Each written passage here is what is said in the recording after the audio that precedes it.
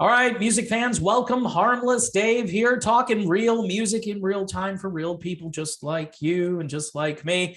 Well, Lee Loughnane is out there talking about Neil Donnell and the new Chicago album and the band's latest single, although they put two singles out. The first song, If This Is Goodbye, apparently is being played on the radio. Really? Incredible.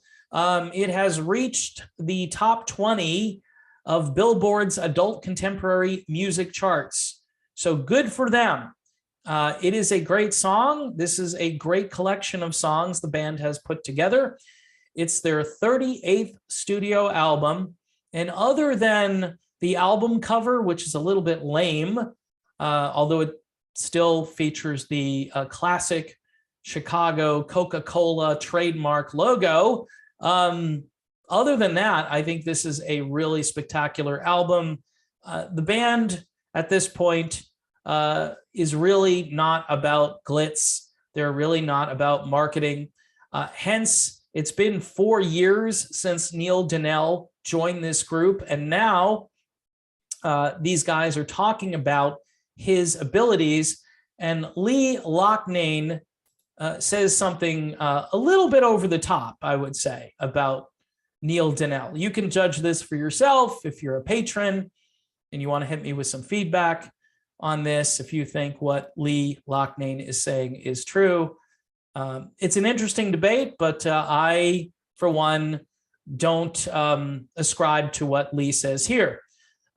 He says about Neil Donnell, he is the latest tenor in the band, which implies that the band has had a bit of turnover, right?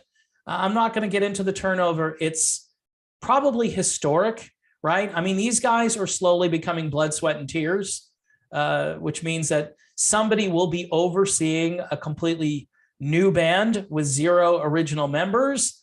And you'll say, hey, this guy is our latest tenor. Now, guess what he says next? He sings as well or better than former member Peter Cetera ever did. And Cetera was at the top of his game when he ended up leaving us, Loughnane maintains. So it's really good to have him in, and he's enjoying it. We're enjoying having him. The band is smoking right now. That's really interesting. Okay, so again, I've said this multiple times. I think I was an early adopter to this point of view. I said, look, the guy can sing. Don't know who he sounds like. Jason, we kind of knew he was that traditional Peter Cetera tenor. David Foster tried to make him sound like Peter, and I think he had some success, especially on Chicago 18. But there were other moments during Chicago's chart run in the 80s and into the early 90s that I think the focus was to help people forget about Peter Cetera. We need this guy to kind of try to sing like Peter. Okay. Now, to say someone's better than Peter, right?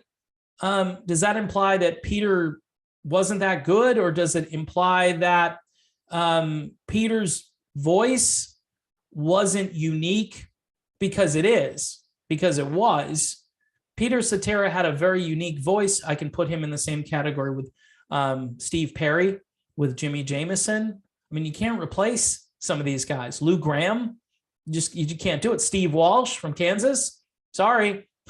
There's a handful right there, and I'm sure you can think of a few more. Dennis DeYoung from Styx. You look, I mean, and I'm not saying Dennis DeYoung is this amazing vocalist, but very unique sounding voice. And I think Dennis is a great vocalist, by the way. To say he sounds as good or better than Peter Cetera is, I think, pushing the envelope a little too much. Anyway, it's a great album. I'm interested in feedback from patrons, whether you think Lee is full of it or is Lee correct. I just think there's something about Neil Donnell, especially when he gets into the higher octaves, right? When he starts singing way up there, he hits the notes, and but it gets a little like Yeah, it gets a little irritating here and there. Now, you may think, hey, this reminds me of the way Peter sang. That's what Robert Lamb said the other day. So these guys are kind of unified. They're presenting Neil Donnell as this new Peter Cetera. I think that's a little much. Is it a great song? Yes. Is it a great album? Absolutely. Can Neil Donnell sing? Yes.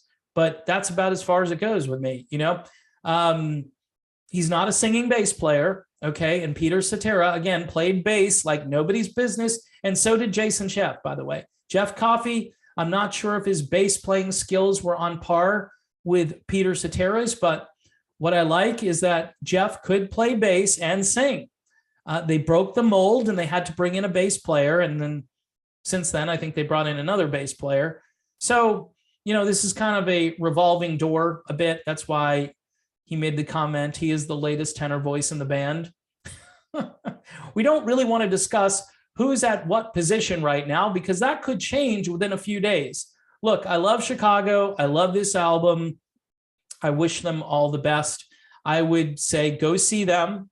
They're not going to be around forever. Just to see the three original guys up there is a treat. And also, again, Neil Donnell can sing all of this material. And thankfully, we get to hear a little bit from Robert Lamb, who is getting a little bit up there in years, and his voice has changed a bit, but he can still sing all of those classic Chicago songs that he wrote and sang.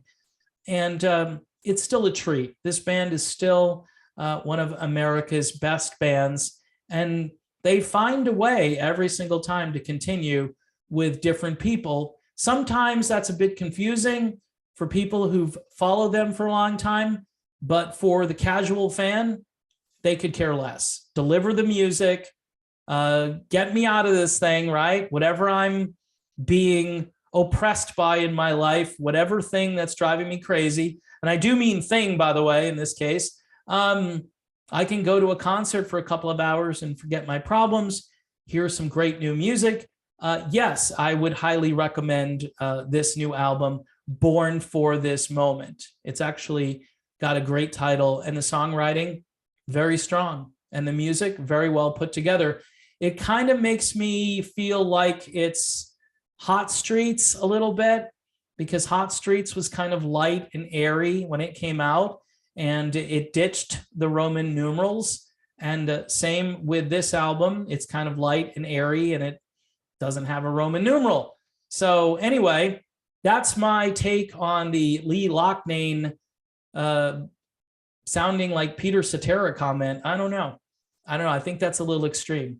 I think you could say he helps people cope with the fact that Peter, Jason, and Jeff aren't in this band. I think that would be appropriate. But again, if you're promoting your own band, of course you want to go out and say stuff like this. I probably would too. All right, that's the video done, finally in the can. This one took several takes to do. Thanks for watching, and I will see you all soon.